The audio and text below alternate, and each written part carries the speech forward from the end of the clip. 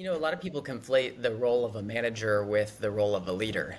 And a manager is a position that is given to you. A leadership role is an act. Mhm. An action. It's a series of activities that you do.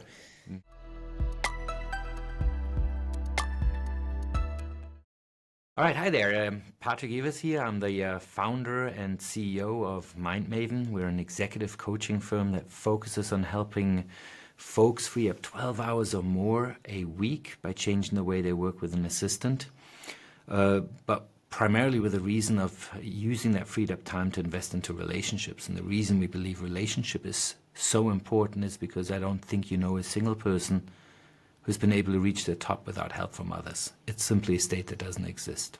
And so today I am excited to have another episode, another step in our series of Human First Leadership, and to be joined here by Dave King, who is the former CMO of, at least not my company, the very beloved Asana. Thanks, Patrick. It's good to be here with you. Yeah, And absolutely. congratulations on the book. Well, yes, the book isn't quite out yet, but it's of course something that's very excited for those that are listening to this right now. Check it out. You can find it on Amazon under the title Radical Delegation.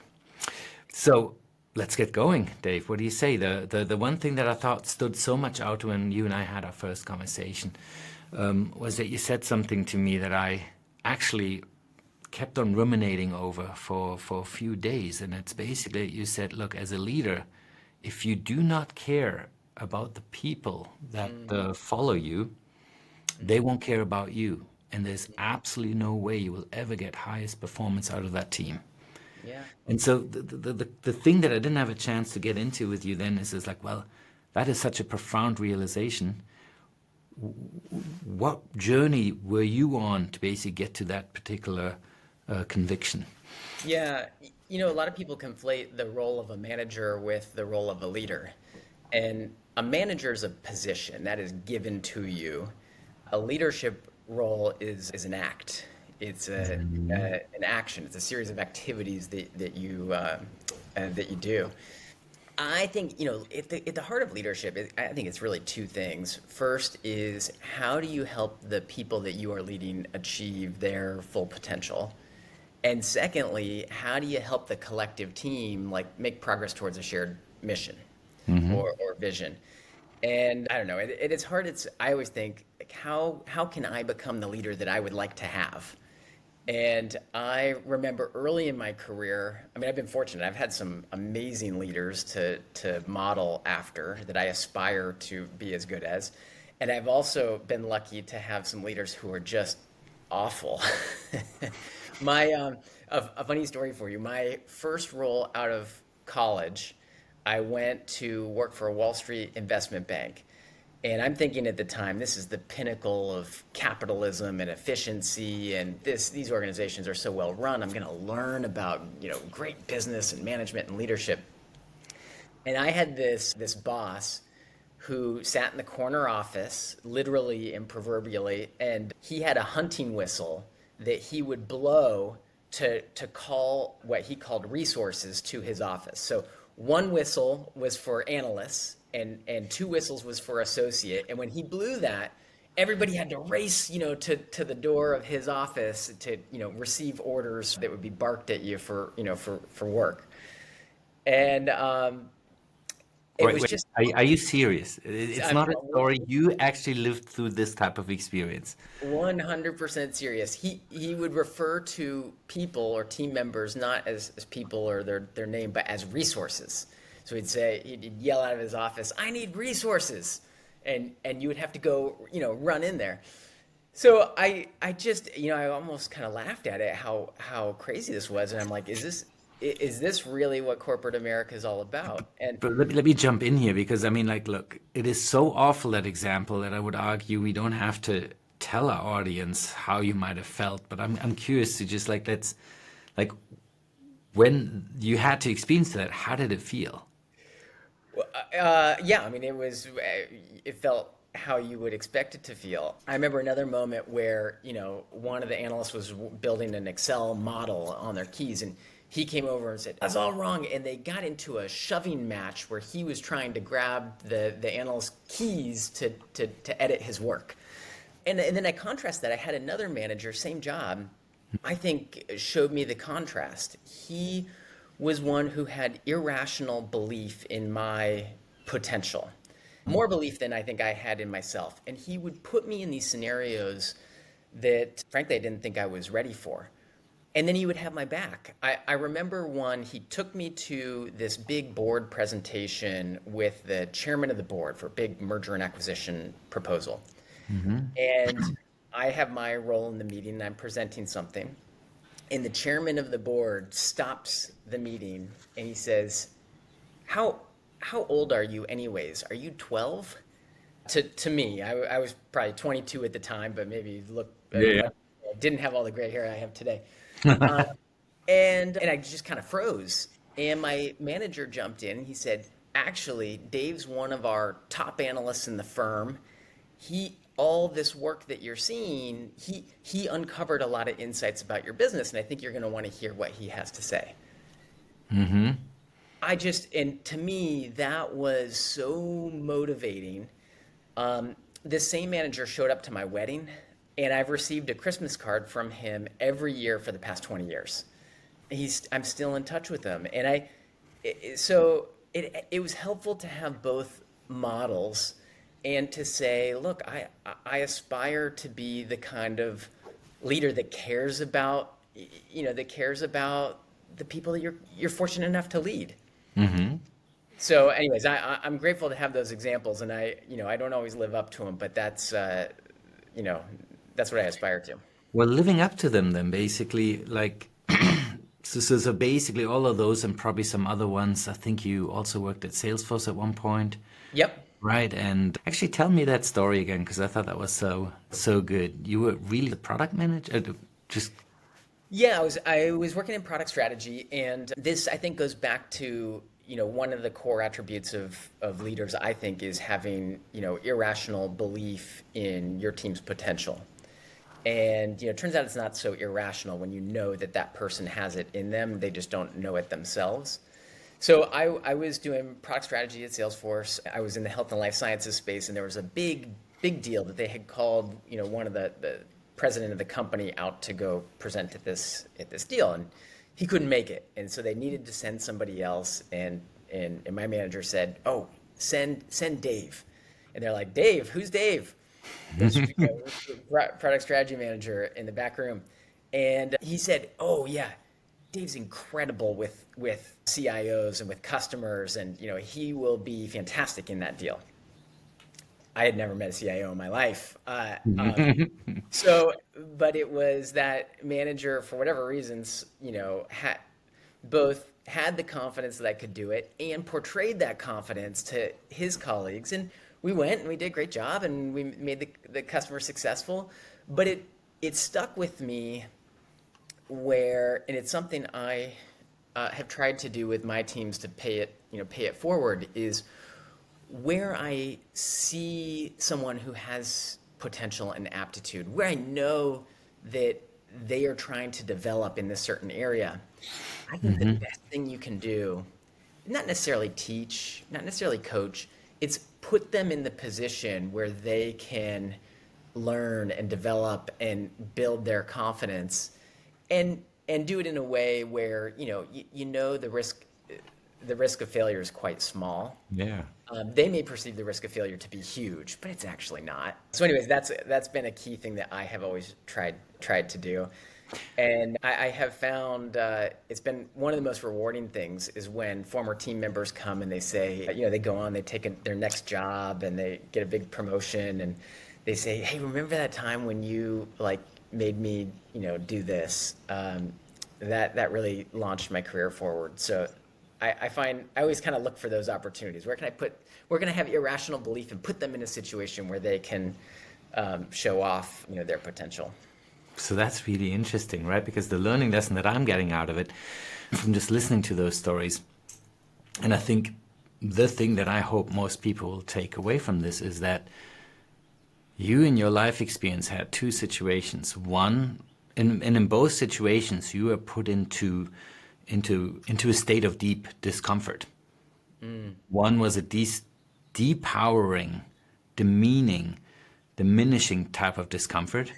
And the other one was one that basically was probably even more uncomfortable because you're like, holy I have to like, if I don't do this, I'm going to like, really step up type of discomfort, pushing your boundaries, maybe even pushing you beyond what you think your Yeah, boundaries are, which yeah, is really the feedback that you like getting is what you're doing. And then so that the message of human first leadership that I'm getting from you is basically it's actually okay or even encouraged to basically put people into discomfort, but you got to do it from a point of encouragement, from a point of empowerment, and from one where your position is one of wanting to make that person succeed.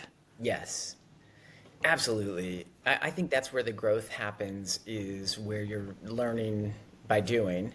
I mean, a couple thoughts. One is when you're when you're working with really high performing people, I always say, my goal, I always hire people who are better at their craft than I am. Like if they're not better than me, then why add them to the team? And so Yeah. they're all better than, and so it's not you as a leader trying to teach and coach. It's how do you put them in a position where they can do something even more remarkable than you could do yourself.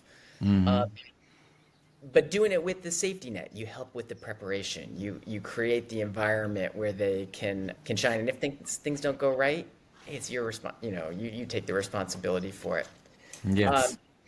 One of the things I think that is so important is learning. I think most people are intrinsically motivated, but it's tapping into like figuring out what people actually care about. Like what do they want to learn? What do they want to do? What is the next step in their career?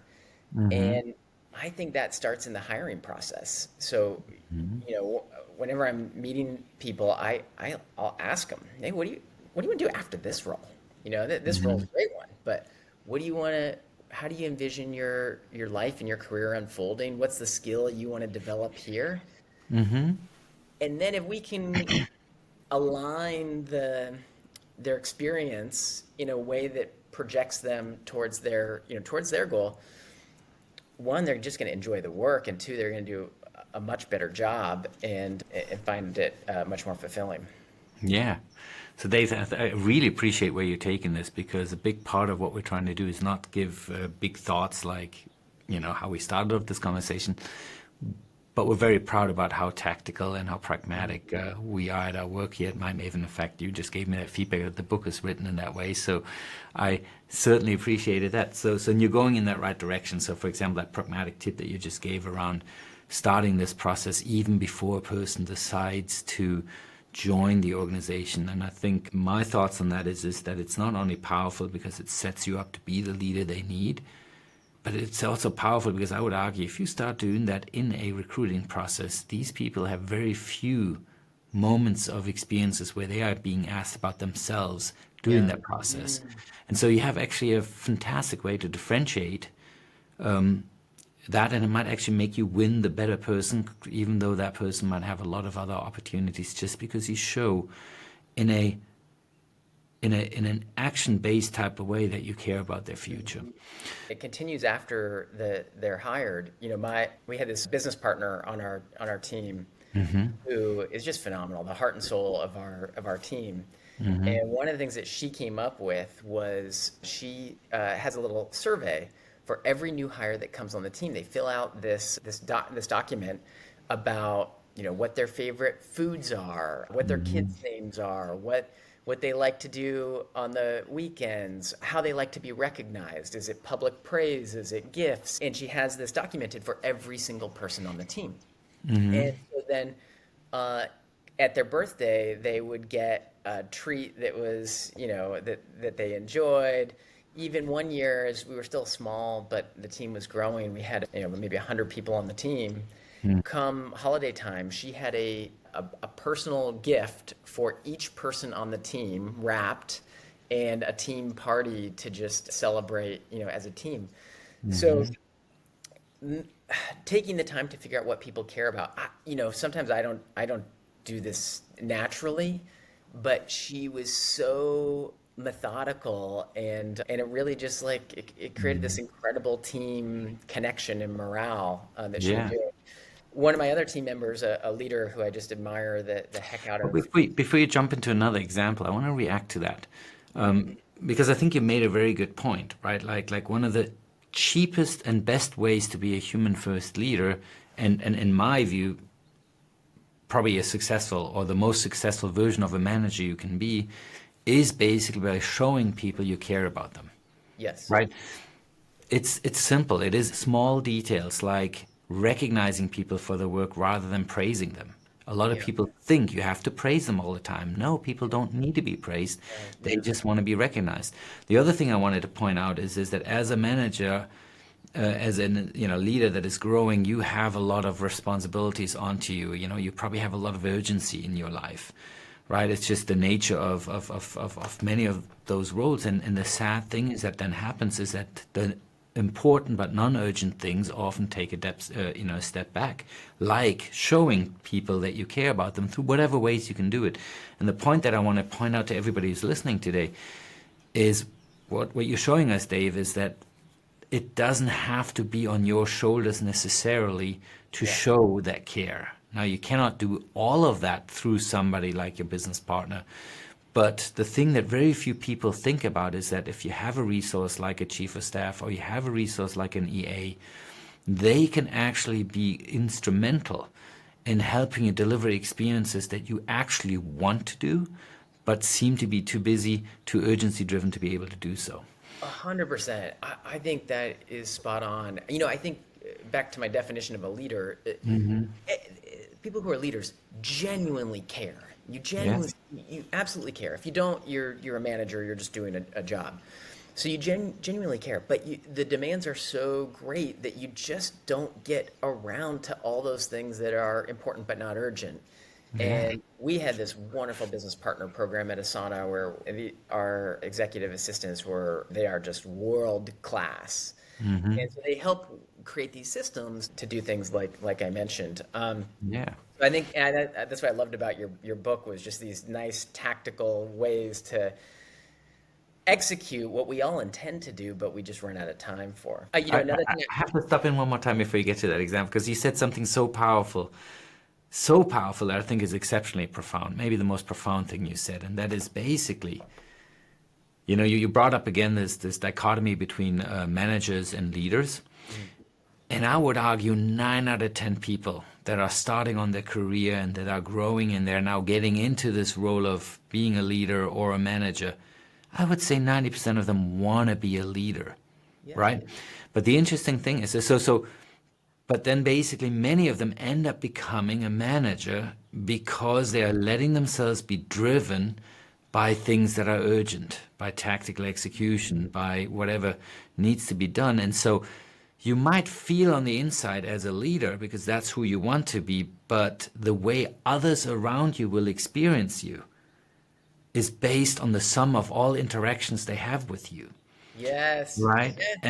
And so the advice I want to extract from what you just basically gave us here is, look, if you want to be a leader, what you need to do is figure out a way to basically make sure that people around you experiencing interactions with you that make you a leader in their eyes. That's the only definition. That's the only way you will ever become a leader. Otherwise, you're going to be, banging your head against the fact that you will stay a manager, and a manager will never scale as well as a leader. And that's sort of what I learned from you. Is Yeah. that Well, spot on. And so then the question is, how do you know how you're being perceived, and how do you know how that your team is reacting to you? And one of the things I learned from one of my team members, who's a phenomenal leader, you've heard of this concept of an exit interview, right? Yes, of course. Yeah. And she's like, why would you wait till they exit to do the interview? You can't do anything then.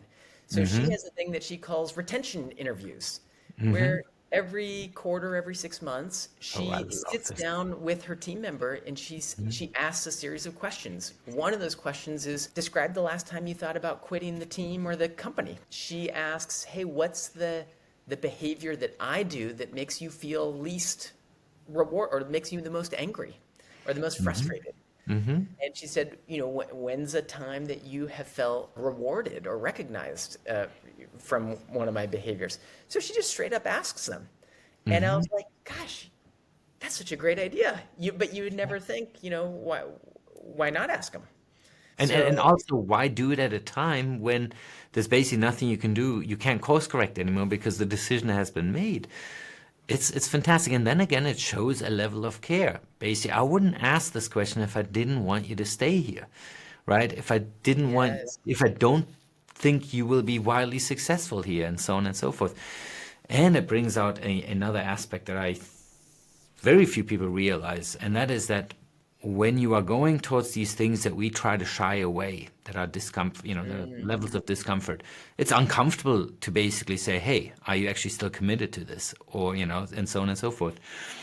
But you then go through that experience of talking about it with your manager, and it's okay. It feels comfortable. yeah, You're basically reducing what I call the level in corporate America. Like many people in corporate America are being asked to parse out what is being said to them because what is being said is not what the person necessarily means. right. Right. And so you constantly have to expend all this energy to like, okay, what is between the lines here? But if you are starting to talk like this straight up with people, you know, they get comfortable with not trying to communicate something without saying it. They're going to start saying it. And to me, that is one of the biggest gifts you can give somebody at all at work, that they can just be themselves, talk what they want, and not fear the repercussions.